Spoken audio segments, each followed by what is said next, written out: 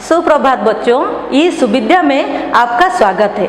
जैसे कि हमने श्रम की प्रतिष्ठा के पहले भाग में हमने पढ़ा था कि शेषनाग कौन है और किसे कर्मयोगी कहा गया है। मजदूरों को कर्मयोगी कहा गया है। क्यों कहा गया है? क्योंकि वो मेहनत करते हैं और जो मेहनत करता है, जो कर्म को योग समझता है, हम उन्हें ही कर्मयोगी कहते हैं। आइए उसका अगला भाग आज हम पढ़ते हैं। दिन भर मजदूरी करते हैं और अपने पसीने से रोटी कमाते हैं। जो शख्स पसीने से रोटी कमाता है वह धर्म पुरुष हो जाता है। उसके जीवन में पाप का आसानी से प्रवेश नहीं हो सकता। दिन भर काम कर लिया तो रात को गहरी नींद आती है। न दिन में पाप कर्म करने के लिए समय मिलता है, न रात को कुछ सूझ सकता है, क्योंकि थका मांदा शरीर आराम चाहता है। उसे नींद की जरूरत होती है।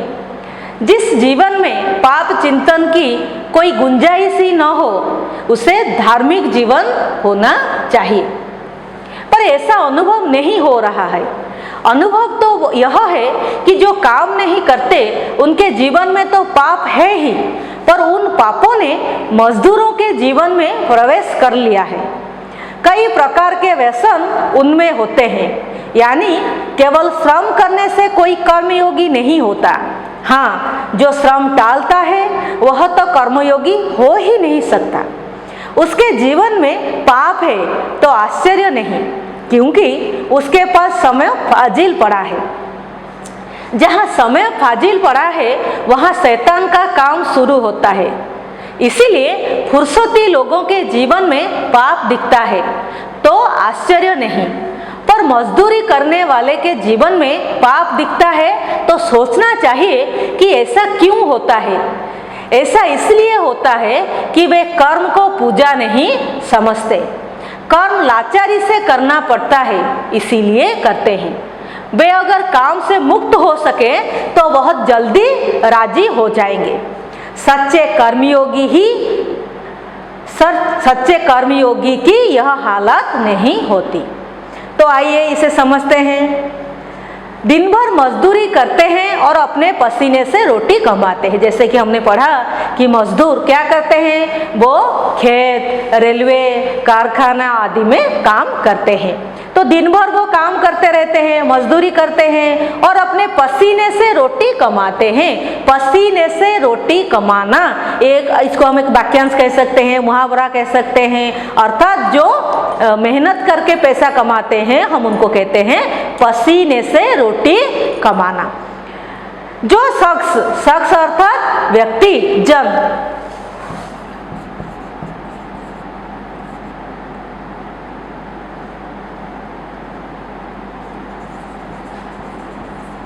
शख्स मतलब व्यक्ति, जन, इसको आपको याद रखना है प्रतिशब्द के लिए। तो जो व्यक्ति पसीने से रोटी कमाता है अर्थात जो मेहनत करता है वह धर्म पुरुष हो जाता है। आपके लिए इसमें प्रश्न आएंगे, धर्म पुरुष कौन है? जो पसीने से रोटी कमाता है, जो मेहनत करता है, उसको हम धर्म पुरुष कहते हैं, अर्थात वह धर्म पुरुष कहलाता है। उसके जीवन में पाप का आसानी से प्रवेश नहीं होता है, अर्थात उसके जीवन में पाप प्रवेश नहीं कर सकता। क्यों नहीं कर सकता? क्योंकि वह दिन भर काम करता है। दिन भर आप जैसे जानते हैं, पसीने से रोटी कमाना मतलब क्या होता है? जो ज्यादा मेहनत करते हैं उनसे ही पसीना निकलता है। तो वो दिन भर काम करते रहते हैं, मजदूरी करते रहते हैं, तो क्या होगा? उनको रात को गहरी नींद आती है। जब आप लोग दिन भर खेलते कूदते रहते हो, ढेर सारी खेलने में बहुत सारे मेहनत करते हो, तो आपने देखा होगा कि रात को कैसे आपको आसानी से अच्छी नींद आ जाती है। तो वैसे ही ये मजदूर लोग जो श्रमिक होते हैं वो क्या करते हैं? दिन भर मेहनत करते रहते हैं और इसीलिए उनको रात को गहरी नींद आ जाती है। अच्छा बच्चों देखो, नींद यहाँ कौन सी लिंग है? अब अगर इस वाक्य को लक्ष्य करेंगे, इस वाक्य को ध्यान से देखेंगे तो गहरी नींद अर्थात नींद स्त्रीलिंग है। ऐसे छोटे छोटे शब्द जब आपको परीक्षा में आते हैं, लिंग निर्णय कीजिए, तब क्या करना, उस वाक्यों को याद करना। हम तो इतने सारे शब्दों के लिंग को याद नहीं रख सकते, इसीलिए वो शब्द आपने अपने किताब में कहाँ सुना था, कहाँ देखा था, अगर उस वाक्य को आप याद कर पाओगे तभी उस वाक्य को ध्यान से याद करने से अब देख लेना उस शब्द के पीछे क्या लगा था। जैसे कि यहाँ पर अगर ये पुल्लिंग होता तो गहरा नींद होता, तो ये स्त्रीलिंग है इसीलिए गहरी नींद है। तो आपको हर एक वाक्य को ध्यान से याद रखना है। तो रात को उनको गहरी नींद आती है, ना दिन में पाप कर्म करने के लिए समय मिलता है, उनको वो दिन भर तो मजदूरी करते रहते हैं, काम करते रहते हैं, इसीलिए कोई पाप कर्म पाप काम वो नहीं करते हैं। ना रात को तो थक जाते हैं इसलिए उनको गहरी नींद आ जाती है, इसीलिए उनको रात को कुछ सूझ नहीं सकता। सूझना मतलब दिमाग में आना। यहाँ पर एक शब्द है सूझना। सूझना आपका क्रिया है, अगर इसको हम संज्ञा करेंगे तो सूझबूझ, आप जैसे नहीं पढ़ते हो सूझबूझ, उसने सूझबूझ से काम किया, तो वही सूझ मतलब दिमाग में आना। तो रात को उनके दिमाग में कुछ नहीं आता है क्योंकि उनका शरीर काम करके थक जाता है। तो फिर क्या होता है, थका मांदा शरीर, थका हुआ शरीर उनका आराम चाहता है और वो गहरी नींद में सो जाते। तो आप खुद ही देखिए, जो पाप कर्म होते हैं, जो पाप चिंतन होते हैं, ना तो मजदूरों के दिन में आए ना तो रात को आई, उसे नींद की जरूरत होती है। हमने पढ़ा वो परिश्रम करते हैं इसलिए उनको नींद की जरूरत होती है। यहाँ पर एक शब्द देखिए जरूरत, तो जरूरत कौन सी लिंग है, स्त्रीलिंग है, क्योंकि वो नींद की जरूरत। जिस जीवन में पाप चिंतन की गुंजाइश ही ना हो, तो गुंजाइश शब्द, गुंजाइश यहाँ पर अर्थ क्या हो गया आपका, गुंजाइश। गुंजाइश शब्द का अर्थ है जगह, अवकाश, संभावना।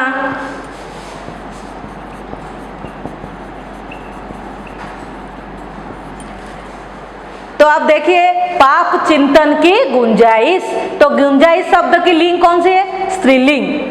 तो जगह, अवकाश, हम कह सकते हैं पाप चिंतन की कोई जगह नहीं है। किनके जीवन में, मजदूर के जीवन में पाप चिंतन की जगह नहीं है, तो उसे धार्मिक जीवन होना चाहिए। तो आप खुद ही देखिए, जिनके जीवन में जो कोई पाप कर्म नहीं करते, कोई पाप कार्य नहीं करते हैं और पाप चिंतन भी नहीं करते हैं, तो उनका जीवन कैसे हो गया, धार्मिक। धर्म के साथ जब आपका इक्क प्रत्यय का प्रयोग हुआ तो क्या हो गया, धार्मिक। यहाँ पर एक शब्द है आपका धर्म पुरुष, और एक शब्द है आपका पाप चिंतन, और एक शब्द हो गया पाप कर्म। ये शब्दों को आप लक्ष्य कीजिए, ध्यान दीजिए। ये सारे शब्द जो है ये क्या हो गया उनका, इनको हम समास कहते हैं, जो कि आप जब हम व्याकरण पढ़ेंगे उसमें उसको अच्छी तरह से पढ़ेंगे। इन्हें समास कहा जाता है क्योंकि यहाँ पर अगर ये शब्द को आप तोड़ेंगे, धर्म पुरुष अर्थात धर्म का पुरुष, पाप कर्म पाप का कर्म, पाप चिंतन पाप की चिंतन, ये सारे शब्द को अगर हम तोड़ेंगे तो आप समास जब पढ़ेंगे तो समझ जाएंगे कि इन्हें समास क्यों कहा जाता है। यहाँ पर ये जो समास है हम उनको तत्पुरुष समास कहते हैं, जो हम बाद में ठीक तरह से समझेंगे। तो यहाँ पर इस जो हमने जो वाक्य पढ़ा उसका अर्थ ये हो गया कि जो मजदूर होते हैं उन्हें धर्म पुरुष माना जाता है क्योंकि वो पाप कर्म नहीं करते हैं और ना कि पाप चिंतन करते हैं, क्योंकि वो दिन भर कार्य करते हैं जिससे उनको रात में गहरी नींद आ जाती है। तो उनके जीवन में पाप कर्म या पाप चिंतन की कोई जगह नहीं, इसलिए लेखक ने उन्हें धर्म पुरुष माना है। पर ऐसा अनुभव नहीं हो रहा है। जो लेखक ने पहले लिखा कि जो मजदूरों को धर्म पुरुष कहा जाता है, लेकिन ऐसा दिखाई नहीं देते हैं, पर ऐसा अनुभव नहीं होता है। क्यों? अनुभव तो यह है कि जो काम नहीं करते उनके जीवन में तो पाप है ही। तो जो मजदूर है वो लोग काम करते हैं इसलिए उनके जीवन में पाप का कोई स्थान नहीं है। तो जो काम नहीं करते हैं तो उनके जीवन में तो पाप है ही, पर उन पापों ने मजदूरों के जीवन में भी प्रवेश कर लिया है। तो धीरे धीरे मजदूर लोग जो पाप से दूर थे उनके जीवन में भी आपके पाप प्रवेश कर लिया है। कई प्रकार के व्यसन उनमें होते हैं। व्यसन एक शब्द हो गया आपका व्यसन। व्यसन शब्द का अर्थ क्या है? आप जैसे जानते हैं कि बुरी आदत, उनको हम व्यसन कहते हैं, या फिर किसी भी प्रकार के जो शौक होता है उन्हें भी व्यसन कहा जाता है। जैसे आपका एक वाक्य हो गया कि राम को शराब और कबाब का व्यसन है, तो अर्थात वो शराब जैसी बुरी आदत उसमें है। तो जो काम नहीं करते हैं तो उनके जीवन में तो पहले से ही पाप चिंतन, पाप कर्म जैसे चीजें थी, लेकिन जो मजदूर हैं उनके जीवन में धीरे धीरे ये जो व्यसन है, कई प्रकार के बुरी आदतें हैं, वो भी उनके जीवन में प्रवेश कर लिए हैं।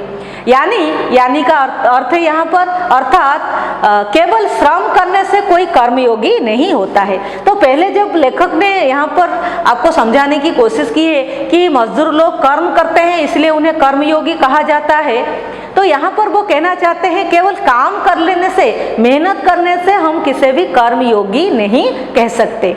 हाँ, जो श्रम को टालता है वह तो कर्मयोगी हो ही नहीं सकता। पहले हमने ये समझा कि कर्म करते हैं इसीलिए हम उनको कर्मयोगी कहते हैं। उसके विपरीत में जो श्रम को टालता है, जो काम करने के लिए ढेर सारे बहाने बनाते हैं, तो उन्हें तो हम कर्मयोगी कह ही नहीं सकते। उसके जीवन में पाप है तो आश्चर्य नहीं, अगर कोई श्रम नहीं करता है तो उसके जीवन में पहले से ही पाप है, तो इसमें आश्चर्य होने वाली कोई बात नहीं है, क्योंकि उसके पास समय फाजिल पड़ा है। एक शब्द आपका हो गया फाजिल। फाजिल शब्द का अर्थ क्या है? आवश्यकता से अधिक, जिसे हम कह सकते हैं बेकार, अनावश्यक। तो जिनके पास समय है, फाजिल पड़ा है, मतलब जिनके पास बेकार समय है, कोई काम धंधा नहीं है, तो उनके जीवन में क्या होता है? पाप का प्रवेश आसानी से होता है, क्योंकि जहाँ समय फाजिल पड़ा है वहाँ शैतान का काम शुरू होता है। शैतान का काम शुरू होना अर्थात उनके जीवन में पाप चिंतन होना, पाप चिंतन का प्रवेश हो जाता है। इसलिए फुर्सती लोगों के जीवन में पाप दिखता है। फुर्सती लोग, फुर्सत के साथ अब जब हम लोग ई प्रत्यय का इस्तेमाल करते हैं तो वो क्या हो गया? फुर्सती। यहाँ पर देखिए विशेषण, तो फुर्सती लोगों के, जिसे हम फुर्सती लोग, आपने पहले 7वीं कक्षा में हो, 8वीं कक्षा में संज्ञा और विशेषण का अध्ययन किया है, तो यहाँ पर लोग संज्ञा हो गया, तो फुर्सती क्या हुआ? विशेषण। तो फुर्सत का अर्थ क्या होता है? खाली समय। तो जो खाली समय में बैठे हैं, जो लोग खाली समय बिताते हैं, उन्हें हम क्या बोलते हैं? फुर्सती लोग। तो फुर्सती लोगों के जीवन में पाप दिखता है तो आश्चर्य नहीं। पहले ही लेखक ने आपको समझा दिया है कि जिनके जीवन में जो कोई काम नहीं करता, जो कोई कर्म नहीं करता, उनके जीवन में क्या होता है? आपका वो धर्म पुरुष नहीं होते हैं, उनके जीवन में पाप चिंतन की जगह होती है। और यहाँ पर उन्होंने आपको समझाया कि उनके जीवन में शैतान, उनके दिमाग में शैतान अपना काम शुरू कर देता है। पर मजदूरी करने वाले के जीवन में पाप दिखता है तो सोचना चाहिए कि ऐसा क्यों है। आपके मन में ये प्रश्न आने चाहिए कि आप, पहले तो लेखक ने मजदूरों को कर्मयोगी कहा, जो सिर्फ कर्म करते रहते हैं, उनके पास कोई समय फाजिल ही नहीं है, तो फिर उनके जीवन में पाप का प्रवेश कैसे हुआ? ये इसलिए हुआ कि लेखक इसका कारण ये बताते हैं कि वे कर्म को पूजा नहीं समझते।